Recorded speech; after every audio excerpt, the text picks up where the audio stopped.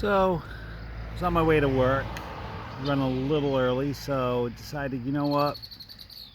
I think I need to come sit and do a little reflection and spout out some things that have been on my mind. So, this week has been one of the tougher weeks for a few different reasons. Um, First thing, found out after I have my first ever surgery, and I'm not excited about that. Not excited about anything and taking any risks in my life anymore, no matter how small they are, because I know I have to be there for Ava. So there's that. And then we had to put our cat Dexter to sleep this week, a couple days ago. And we've had him. That was my wife's cat. That was Kim's cat. So she raised him from being a kitten. And so he had to be about 14 years old, and Ava loved him. And anyway, it was a little bit of a rough week, and then work's been crazy, so I got depressed. And one of the things I wanted to talk about here is because when it comes to grief, I've been in different grief groups and talked to a lot of people.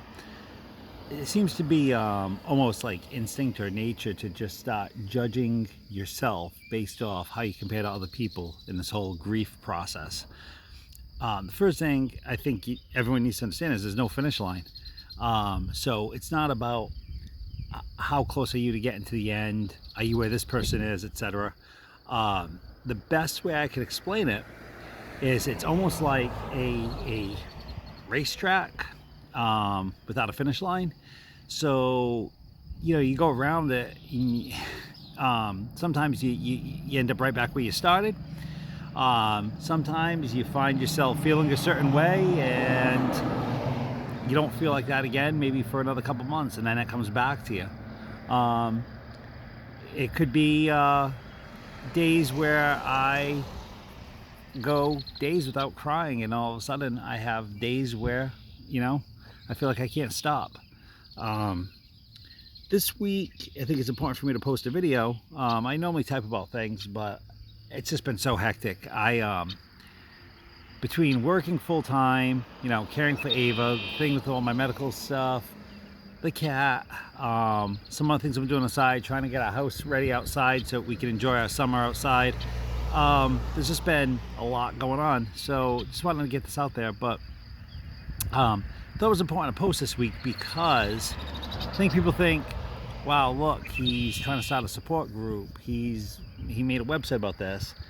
He figured out how to cure himself in a year and a half or 2 years. And I didn't. And I don't think I ever will be. And it's important that anybody watching this knows that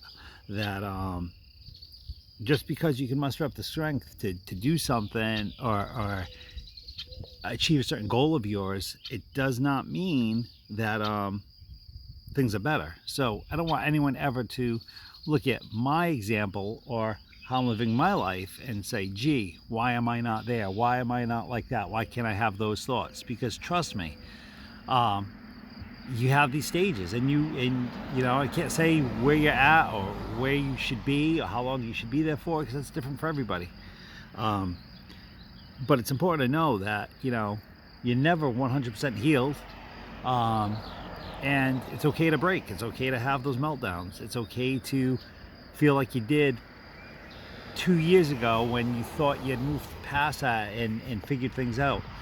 I've done a lot of spiritual search and healing and reconciliation, and a lot of that went out the window this week when I went into this depression. And I was thinking about this. I don't want to say depression like clinically depressed, but I was just emotionally depressed with everything going on. So I just started thinking again about things, and does it suck? I'll have to have a surgery. Absolutely. But it's great that it's just a minor one and I should be home the same day. Does it suck that our cat died? Absolutely.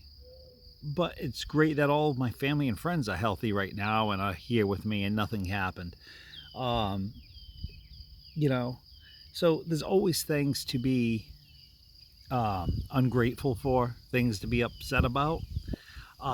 just driving here. The reason why I decided to turn around and come this way, I'm sitting here at Massasoit State Park.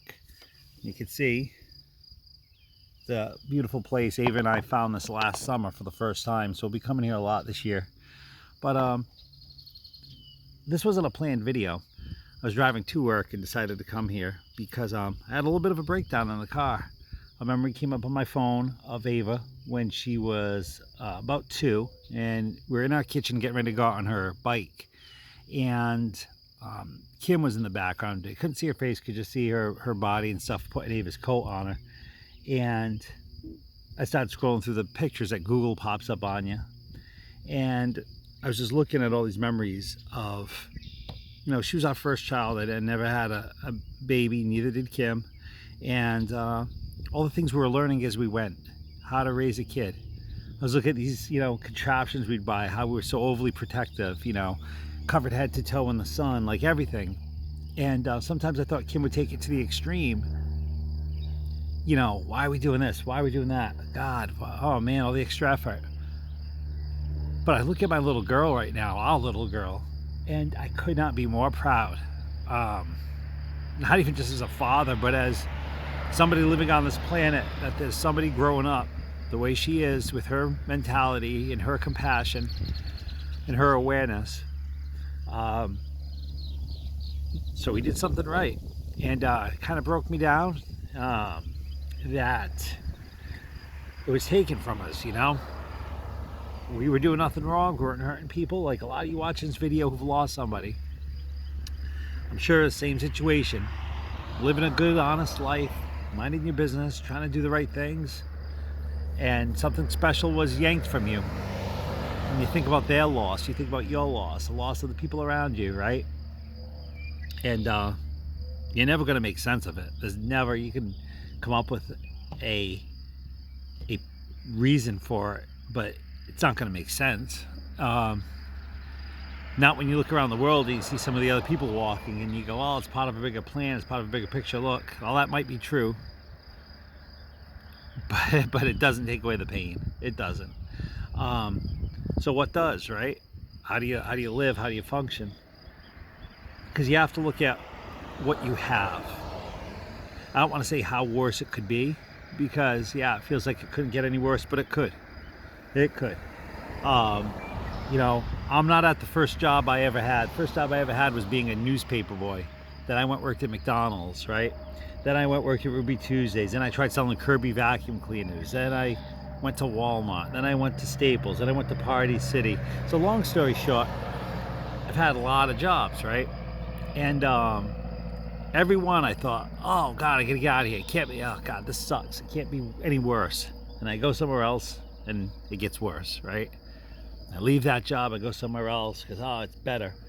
And it's funny because some of my Facebook memories that come up are like a certain job I had started way back, and I posted after being there a month how it's so great, enjoying coming to work, etc., etc., etc. And I was going on and on about how I love the job, and then a year and a half later, I hated that place, and I consider it one of my, I think it's my worst job I've ever had. I won't say which one, but I don't think I disliked working for a place as much as I disliked working for that one.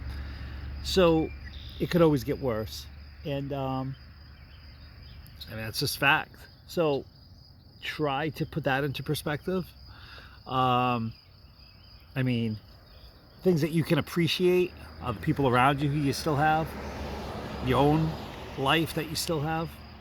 If you need a broader picture, I mean, there are some places in this world where you could have lost that loved one that you lost, that I lost, and you wake up and you don't have places like this around you.